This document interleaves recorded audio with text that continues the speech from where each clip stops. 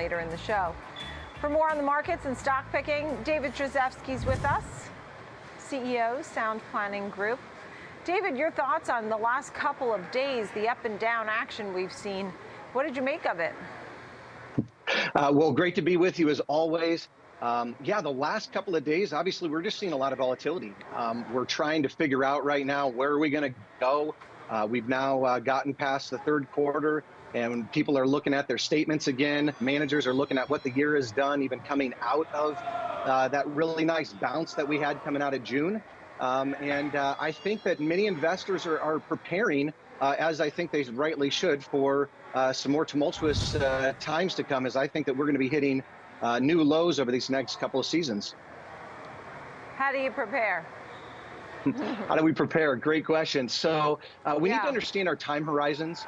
And at our firm, one of the things that we've done is we look at assets in 3 different categories. So we got cash assets, protected assets, and then risk return assets. And so we need to make the right selections within each of them.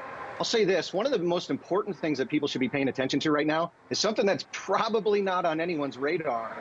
And that is, my personal opinion is that there's never been a better time to own a growth-oriented fixed indexed annuity. Why is that? Because the goal is to get some of the gain, none of the pain, and it has the opportunity to actually outperform the markets, specifically in significant volatile timeframes like this. But more importantly, the correlation of stocks and bonds right now leaves us in a difficult spot, because we're on track right now to have the worst performance of diversified portfolios over a year-over-year basis. And so at this point now, what the growth fixed annuity, this growth-oriented fixed annuity, right? You can put a portion in that. And how do you get to that? You speak with your broker and learn more about that? Yeah, actually, it's an insurance contract and issued by some of the largest financial institutions out there. But these particular contracts have the ability to link to like the S&P 500. And so at our firm, this is an alternative that we would use to a bond, given that they've, over the last 60 plus years, historically would have been able to outperform when interest rates are going up or down or sideways, or the market's going up, down, or sideways. And so we want to look at these as a little bit more longer term solutions, but they can provide security right now that can truly mean a lot. And also provide some confidence as we move forward into the future that, hey, we hope it goes up. I vote it goes up forever. But the reality is, if things go down, we need to have a real plan for defense here. And bonds just are not providing that any longer. I see. Okay. So at this point now, when you look at the market and people are already now starting to put out some year-end targets, I mean, it's very hard to say whether or not we've bottomed or if inflation has peaked or give a year-end target. But can you give us some, are we near a bottom? Do you feel like inflation's coming down? And what happens at the end of the year? Higher, lower? I think that we're actually in the beginning of what is a longer-term challenge here, because we're globally now entering a recession, and that's unique. I mean, the U.S. goes through recession, other countries go through recession, but globally at the same time, this is very, very, very much not something that we have seen before. We've also not seen quantitative tightening, which the Federal Reserve is supposed to be doing, although they've not been tightening at the rate that they said they were. That's a whole nother conversation. So I'm going to just go with Jamie Dimon here in his recent communication, where he was talking about 20 to 30%.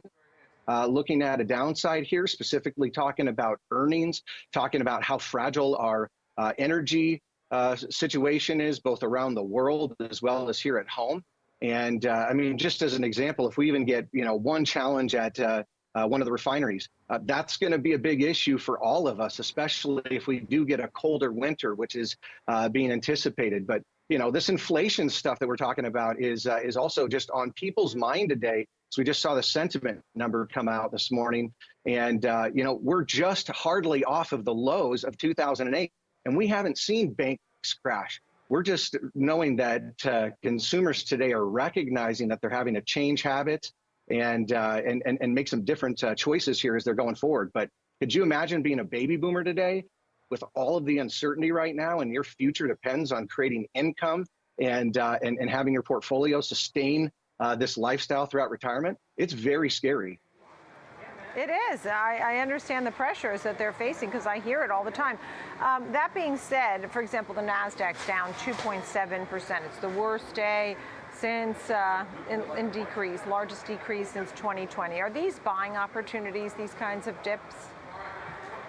They can be, yeah. And by the way, there are portfolios that we want to be long in, and we want to find the right names within.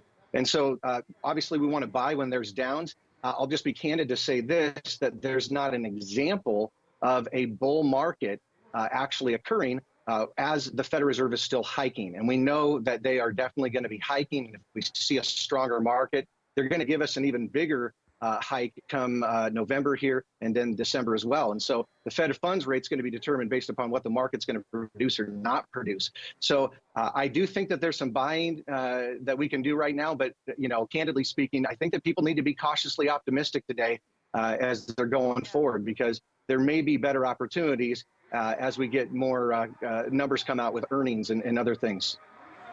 And I know you were also looking at, for example, switching over to Roth IRA. Are you trying to figure out how to play and get a few tax advantages with what has happened at this point? David Strazewski, thank you so much. Sound Planning Group, nice to see you. Thank you.